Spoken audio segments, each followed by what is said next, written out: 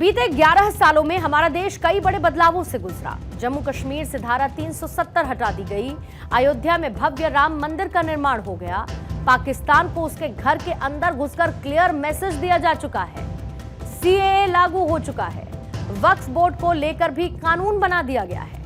और ऐसे में बीजेपी की टू डू लिस्ट को करीब से पढ़ने वाले कहते हैं कि अब सिर्फ एक ही बॉक्स बचा है जिस पर राइट टिक होना बाकी है, और ये बॉक्स है यूनिफॉर्म सिविल कोड यानी कि यूसीसी का, हिंदी में जिसे समान नागरिक संहिता कहते हैं, यानी कि सबके लिए कानून एक जैसा हो। अब बीजेपी की तरफ से एक ऐसा संकेत दे दिया गया जिसको देखकर ऐसा लगता है कि अब देश में जल्द ही यूनिफॉर्म सिविल कोड भी लाया जा सकता है। बीजेपी ने एक्स पर एक वीडियो पोस्ट करते हुए साफ संकेत दिए कि यूसीसी उनकी अगली बड़ी प्राथमिकता हो सकती है। 20 अप्रैल 2025 को बीजेपी ने एक वीडियो शेयर किया जिसमें यह कहा गया कि अभी तो यात्रा शुरू हुई है और इसमें वक्फ कानून में बदलाव के लिए यूसीसी को लागू करने की बात कही गई। पार्टी ने इसे मोदी सरकार के तीसरे कार्यकाल की बड़ी उपलब्धि के तौर पर पेश किया है। 14 अप्रैल 2025 को अपने एक भाषण में प्रधानमंत्री नरेंद्र मोदी ने यूसीसी को संविधान की आत्मा करार दिया। उन्होंने कहा कि ये लैंगिक समानता और राष्ट्रीय एकता के लिए जरूरी है। पहले आप उनका ये बयान एक बार सुन लीजिए। संविधान की भावना है कि सबके लिए एक जैसी नागरिक संहिता हो, जिसे मैं कहता हूं सेक्युलर सिविल कोड। लेकिन कांग्रेस ने इसे कभी लागू नहीं किया। उत्तराखंड में भाजपा सरकार आने के बाद सेक्युलर सिविल कोड, समान नागरिकता संहिता ये लागू हुई, डंकी की चोट पर लागू हुई। और देश का दुर्भाग्य देखिए, संविधान को जेब में लेकर के बैठे हुए लोग, संविधान पर बैठ गए हुए लोग, ये कांग्रेस के लोग उसका भी विरोध कर रहे हैं। बीजेपी ने संकेत दिए हैं कि 23वां विधि आयोग यूसीसी का मसौदा तैयार करेगा और यह मसौदा पूरे देश में एक समान कानून लागू करने की दिशा में पहला कदम हो सकता है। जहां पर उत्तराखंड में 27 जनवरी 2025 को यूनिफॉर्म सिविल कोड लागू हो चुका है, जो देश का पहला राज्य बना यूसीसी लागू करने वाला, और बीजेपी इसे पायलट प्रोजेक्ट के तौर पर देख रही है। और अन्य बीजेपी शासित राज्य जैसे कि उत्तर प्रदेश, गुजरात और असम में भी इसे लागू करने की तैयारी है। उत्तराखंड में यूसीसी लागू होने के बाद 9 श्रेणियों में ऑनलाइन पंजीकरण शुरू हुआ, जिसमें शादी, तलाक, लिव इन रिलेशनशिप शामिल है। पहले महीने में 10,000 से ज्यादा आवेदन रजिस्ट्रेशन के लिए दर्ज किए गए। बीजेपी का मैसेज साफ है कि यूसीसी अब सिर्फ एक वादा नहीं है, बल्कि उनकी टॉप प्रायोरिटी है, जहां पर संविधान की मंशा को पूरा करने का समय आ चुका है। लेकिन सवाल यह है कि क्या बीजेपी इसे पूरे देश में लागू कर पाएगी या फिर ये वेटिंग लिस्ट में एक बार चला जाएगा। यूसीसी यानी कि यूनिफॉर्म सिविल कोड, इसका मतलब है कि सभी धर्मों और समुदायों के लिए एक समान कानून। यह संविधान के अनुच्छेद 44 में शामिल है, जो ये कहता है कि राज्य को पूरे भारत में नागरिकों के लिए एक समान नागरिक संहिता लागू करने का प्रयास करना चाहिए।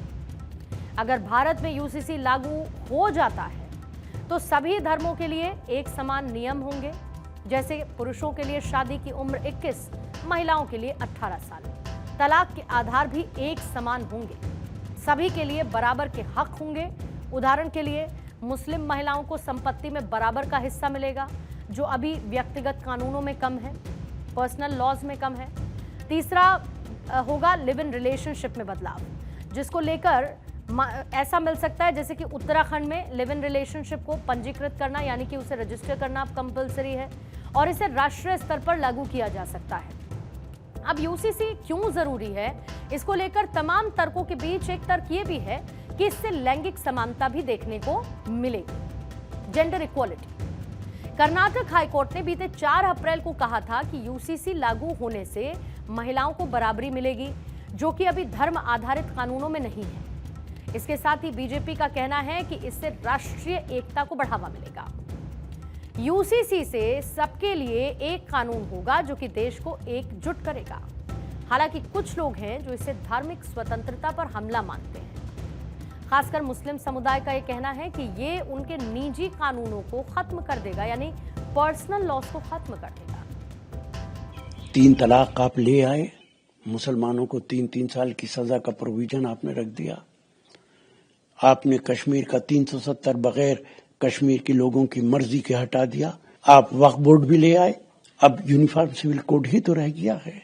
आर्टिकल 44 ये नहीं कहता कि यूनिफॉर्म सिविल कोड को इम्प्लीमेंट कर देना चाहिए, लेकिन भारत सरकार, बीजेपी की सरकार इसको इस्तेमाल कर रही है जैसे बंदूक की गोली है कि हम इससे आपको मार देंगे।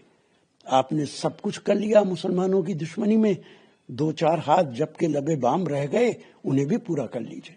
ठीक है, वो सब इस तरह के करेंगे, मुसलमानों को तकलीफ कैसे देने की है। यूनिफॉर्म सिविल कोड होने से हिंदुओं को कुछ राहत मिलने वाली क्या? हिंदुओं का कुछ भला होने वाला है क्या? उनको नौकरियां मिलने वाली है क्या? उनकी गुर्बत, उनकी गरीबी कम होने वाली है क्या? उनको अच्छे घर मिलने वाले हैं क्या? उनको नौकरी मिलने वाली है क्या? ये सारे ऐसा है कि इस तरह से हिंदू मुस्लिम दिखा के अपनी रोटी सेकने का काम हुआ है और कुछ नहीं उसमें।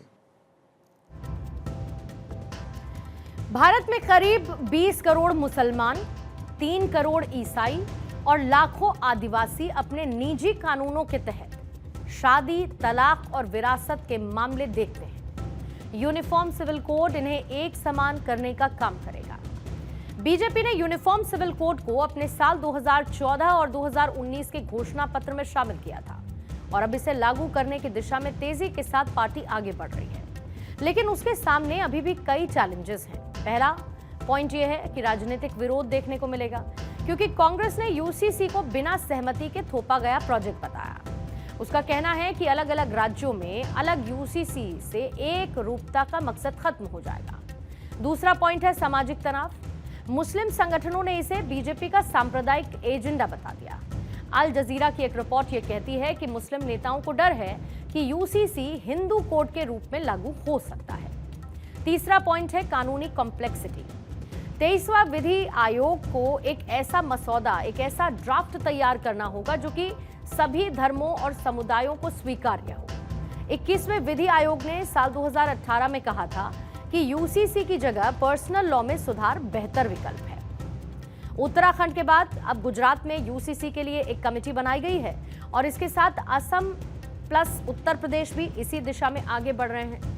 लेकिन जो गैर बीजेपी शासित राज्य हैं, मसलन मेघालय, तो उसने यूसीसी को असंभव बता दिया अपने राज्य के लिए।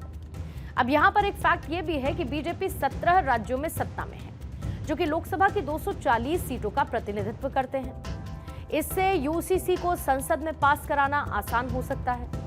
इससे यह साबित होता है कि बीजेपी के पास राजनीतिक ताकत और जन समर्थन तो है, लेकिन यूसीसी को लागू करने के लिए सामाजिक सहमति सबसे बड़ी चुनौती है।